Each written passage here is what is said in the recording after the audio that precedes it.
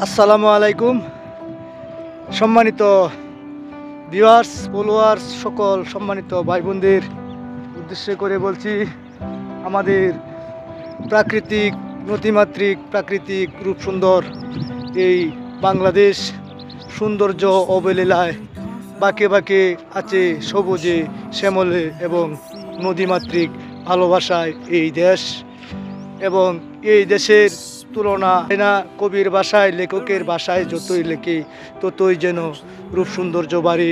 আমাদের এই দেশের ব্যক্তিবরণ্যরা, কবি লেখকরা এই দেশকে নিয়ে অনেক সুন্দরভাবে লিখে গিয়েছে।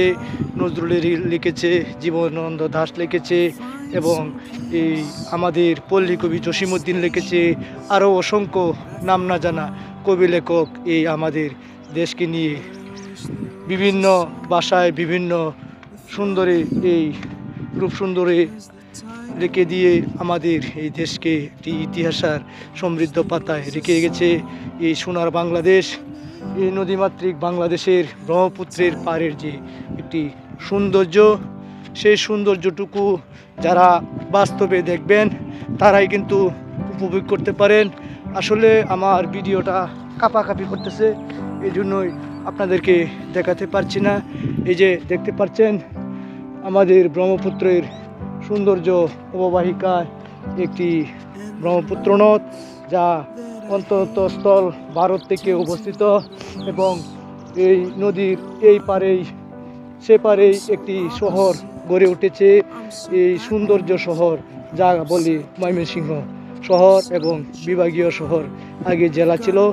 আর অপর পাশে দেখতে পাচ্ছেন যে বালুর স্তূপ। তো আমার ক্যামেরায় যতটুকু সম্ভব আমি ততটুকুই দেখানোর চেষ্টা করছি। তো এইদিকে হচ্ছে আমাদের সমগঞ্জ, এবং এখানে আমাদের একজন ওলি আছে, বিখ্যাত ওলি শাহ সুফি লালকুটির দরবার শরীফ। এই দরবার শরীফ অল্প রাস্তা গেলেই দরবার শরীফ উপস্থিত। তো এই যে বেড়িবাঁধের জন্য আমি দেখাতে পারছি না, এখানে কিন্তু পল্লী বিদ্যুতের যে ভবন, এখানে পাওয়ার হাউস করা হয়েছে। আর অপর পাশে যতটুকু চোখ যায় দেখতে পাচ্ছেন ব্রহ্মপুত্র রূপ সৌন্দর্য ভরা একটি দৃষ্টিনন্দন বাংলাদেশ। এবং এই বিভাগীয় শহরে বৈকালিক বিনোদনে এই ব্রহ্মপুত্রর চরে মানুষ খোলামেলা নিরিবিলি হাওয়া খেতে চলে আসে।